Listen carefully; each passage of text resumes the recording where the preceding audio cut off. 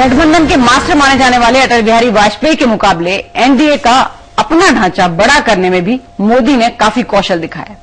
वो कैसे कौशल दिखाया है, कैसे लोगों को वो इकट्ठा कर अपने साथ जोड़ रहे हैं और जो उनके ऊपर आरोप लगते थे कि साथ लेकर नहीं चल सकते, इस रिपोर्ट में देखिए। 6 महीने पहले सियासत के समझदारों के बीच मोदी को लेकर होने वाली चर्चाओं में एक बात जोर देकर कही जाती थी, मोदी अपने दम पर बीजेपी का स्कोर भले बढ़ा लें पर एनडीए का कुनबा उनके नाम पर तहस नहस हो जाएगा। गठजोड़ चलाने का हुनर तो बीजेपी में बस वाजपेयी ही जानते थे। गोवा कार्यकारिणी में मोदी को बीजेपी चुनाव अभियान का मुखिया बनाए जाने के बाद जैसे ही जेडीयू ने एनडीए छोड़ा, उन लोगों को मूंछों में ताव देने का एक और बड़ा मौका मिल गया। कहा जाने लगा 23 दलों का एनडीए अब 3 का बचा है, बीजेपी, शिवसेना और अकाली दल। और इसकी वजहों की पड़ताल में एक बात हम ठोक कर कही गई कि मोदी जैसे सांप्रदायिक चेहरे को अपना मुखौटा बनाने पर बीजेपी का यही हाल होना था। लेकिन एक अकेले अपने दम पर मोदी ने एनडीए को 23 की बजाय 25 पार्टियों का गुलदस्ता बना दिया।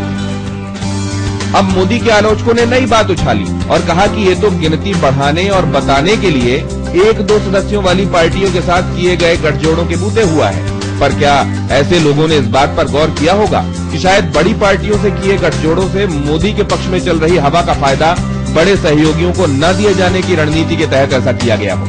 और ऐसा अंदाजों के आधार पर नहीं कहा जा रहा, बल्कि इतिहास से सबक लेकर किया गया है।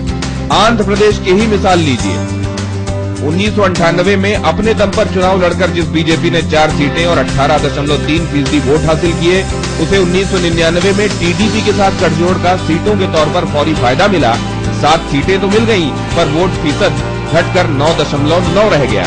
और 2004 में इस गठजोड़ के बावजूद एक भी सीट हाथ नहीं आई और नौबत ये आ गई कि 2009 में बीजेपी ने यहां से वॉकओवर दे दिया। लगता है बीजेपी ने इस बार गठजोड़ का हर सबक संजीदगी से लिया है और वो भी एक के दम पर। समय के लिए दिनेश गौतम। पूर्णिमा जी, ये उन्होंने बड़ा अनोखा तरीका सोचा कि 1-2 ही सदस्य वाले लोग क्यों ना हो, उनको अपने साथ जोड़ो अगर उन जगहों पर उनकी विनेबिलिटी दिखाई दे रही है तो। क्योंकि बहुत बड़े किसी एक पार्टी को अपने साथ जोड़ा जाएगा तो हो सकता है कि उसमें जो स्ट्रेटेजी है वो काउंटर साबित हो जाए। नहीं दिनेश जी, एक्चुअली जो अलायंस को उन्होंने अपने साथ लिया है उसके साथ एक मैसेज उन्होंने दिया है। अब जैसे हम रामविलास पासवान की बिहार में बात कर ले, रामविलास पासवान बेशक सिर्फ 2 सीट या 4 सीट लेके आते हो, लेकिन एक बहुत बड़ा तबका है बिहार का जो कि उनके साथ जुड़ा हुआ है और उनको अपने साथ जोड़ के मोदी ने उस तबके को अपने साथ जोड़ लिया है। दूसरा, रामविलास पासवान का जुड़ना एक और मैसेज देता है। रामविलास पासवान ओनली लीडर थे जो कि गुजरात राइट्स के बाद एनडीए छोड़ के गए थे और 10 सालों तक वो बाहर रहे। तो एक मैसेज ये भी जाएगा कि ये उधर उस समय के हमारे सारे पाप धुल गए अगर पासवान साथ आ गए। तो इस तरह की क्लेवर स्ट्रैटेजीज डिफरेंट पार्टीज को जोड़ने में कहना है कि जो गठबंधन जो वो कर रहे हैं वो ज्यादातर गठबंधन में एक मैसेज देने की कोशिश। ऑफकोर्स टीडीपी के साथ जैसे वो जोड़ के, अब टीडीपी के साथ जोड़ के इनको जैसे वोट शेयर का इनको घाटा हुआ था, लेकिन अब वहां आंध्रा में सीमांध्रा और तेलंगाना बनने से हालात बदल गए हैं और अकेले ये वहां पे बहुत कुछ नहीं कर पाते, लेकिन अब टीडीपी की वजह से वहां पे भी इनकी प्रेजेंस हो गई है। तो हर अलायंस में एक मैसेज जरूर तो क्या उनके क्रिटिक्स इस बात से शांत होंगे अजय साहब, या वो वाली बात, वो वाजपेयी से उनकी तुलना वो होती रहेगी? देखिए, वाजपेयी एक अलग तरह के शख्स थे, इनका अलग है। वाजपेयी एक जो उनकी बोलने की शैली थी, एम्बिग्यूटी के मास्टर थे। नरेंद्र मोदी एम्बिग्यूटीज में नहीं डील करते हैं, तो दोनों की वो नहीं हो सकती है। और दूसरा ये है कि वाजपेयी एक अद्भुत बोलने वाले थे जो कि लोगों को जोड़ते भी थे।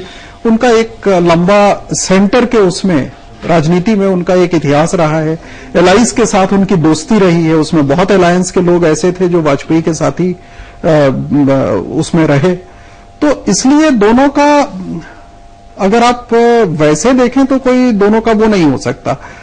मोदी की शख्सियत अपने आप में अलग है और सबसे बड़ी बात अगर आप देखिए तो पिछले कुछ टाइम से, यानी 7-8 साल से, 10 साल से आप कहिए, वो सिर्फ अपने स्टेट को लेके चल रहे थे। स्टेट से बाहर उनकी स्ट्रेटजी का कोई भी हिस्सा नहीं जाता था, सिर्फ स्टेट को आगे लेके। और ये शायद उनकी सोची समझी रणनीति का हिस्सा था कि सिर्फ अपने स्टेट को आगे लेके जाएं। जहां तक हम जानते हैं, हमें जहां तक अंदाज है, वो जानबूझ के उन्होंने किया। और आपने देखा होगा कि बिहार के इलेक्शन में उनको जाने भी नहीं दिया जाता था। बिहार के इलेक्शन लगातार 2 बार हुए जहां पे उनको अलाउ नहीं किया गया कि आप जाएं, तो उन्होंने यहां तक अपने को अलग रखा।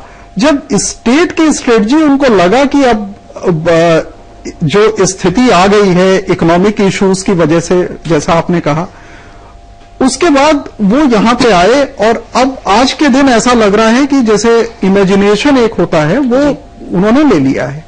तो ये उनकी स्ट्रेटजी का पार्ट है।